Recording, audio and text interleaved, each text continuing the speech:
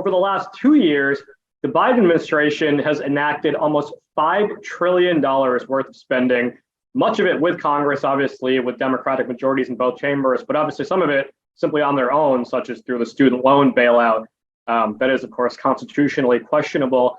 You mentioned that people generally have a hard time connecting the impacts of government spending. I think this year we've seen that people sort of are starting to get it a little bit, right, at the grocery store, gas station. But what do you hear when you're back in Florida from families and businesses who are dealing with these rising costs? What are you hearing about the impact that they think policy is having and how it's impacting their lives, down in Florida and around the country?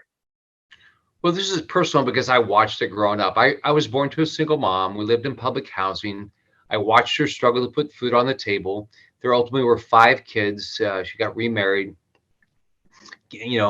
Hard to put food on the table, gas in the car, get a job. I mean, my mom would take in multiple jobs, all sorts of odd jobs. The kids, we all started working really early to try to help, make ends meet. So this is going on across the country. I got more people in Florida going to food banks, I think, than ever has gone to food banks. I've got people taking second jobs, delaying their retirement. This is all happening because of inflation. So people are mad about it, but you don't hear them talk about, yeah, actually this is caused by the people I elected voting for wasteful spending. Just like you just said, the $5 trillion.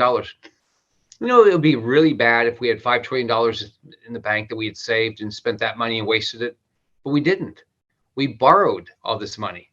I mean, we're borrowing. I mean, it just doesn't make sense. Who is going to pay for all this? And think about just since Reagan left office, the unbelievable increase year after year, president after president, of just constant increase in the debt.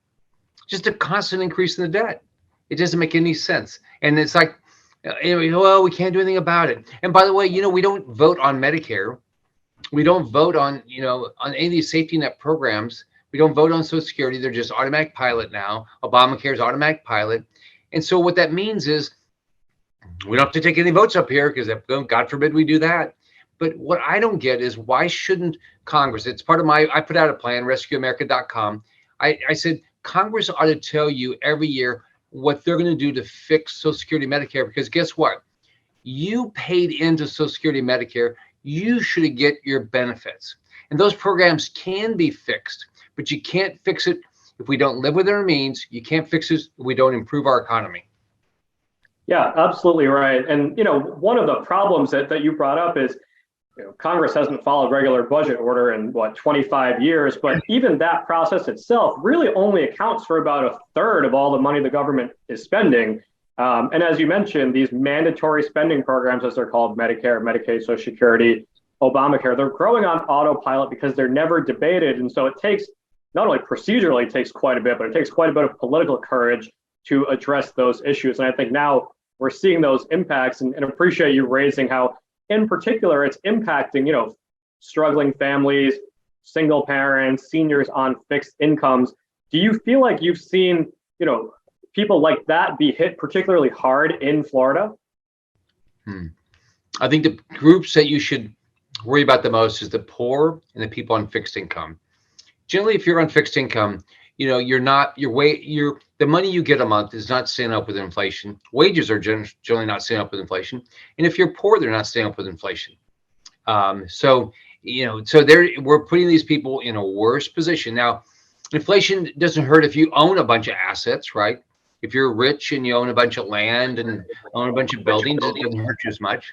But it does hurt you if you're out there, you're a worker and your gas goes up and your food goes up and your clothing costs go up. You're just a normal person, that has a few kids and you're just trying to get ahead, make sure they can afford their college education. And that's who's getting hurt right now. But up here, I can just tell you, you as an individual American, you have got to tell your House member and your senator that they have to put more effort into getting control of the budget. I've been on the budget committee for 4 years. We don't even try to pass budgets. Last 2 years, Bernie Sanders has been the chair. We don't have meetings to talk about passing a budget. I mean, that's it. We don't even meet about it. I mean, that's our job. I'm a business guy. Do you think I could go borrow money from the bank? I mean, at one time I think I owed $10 billion. I was running a big company. You think I could go to the bank? Hey, give me $10 billion. I'm not going to tell you what I'm going to do with it. And by the way, I'm going to lose money every year. No, you can't do that. Investors wouldn't have invested with me. We have to have a budget and we have to live within our budget. If we don't, why, in a business, you wouldn't get reelected, you wouldn't keep your job.